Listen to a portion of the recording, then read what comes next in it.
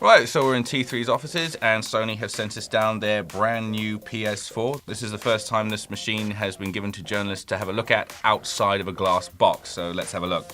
As you can see, it's very, very sleek in its design. It basically looks like the Xbox One in a wind tunnel.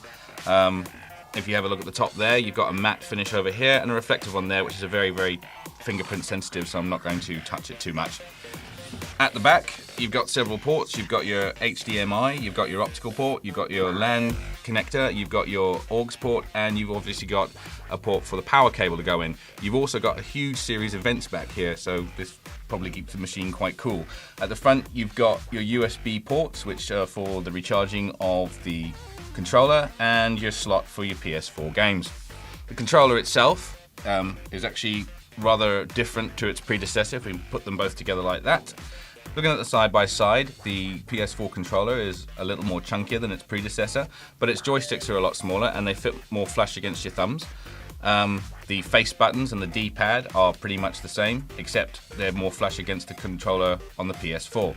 The triggers are also a lot smaller, as are the shoulder buttons. Perhaps the biggest difference between these two controllers is obviously the addition of the touchpad, which you can click in to use it as a start button. So don't worry, your start button and your ability to pause your game has not disappeared into the ether.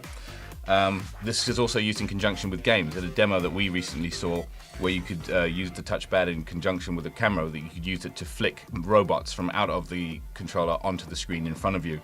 The controller also has rumble filters inside it, which give you the impression that weight can be displaced inside it. In the same demo where we were flicking robots onto a screen, we could also pull the robots into the controller, and then when you rolled the controller from side to side, the rumble filters displaced the weight, so it actually felt like robots were rolling around inside your controller, which was pretty cool. You got your PS button, which is where you would expect it to be, but you also have a speaker just above that. On the back, you've got a port for a bespoke PS4 headset, and on the front you obviously have the port for your recharge cable. The other big addition to this controller is your share button, which allows you to instantaneously share your gaming god moments with all your friends on the PSN.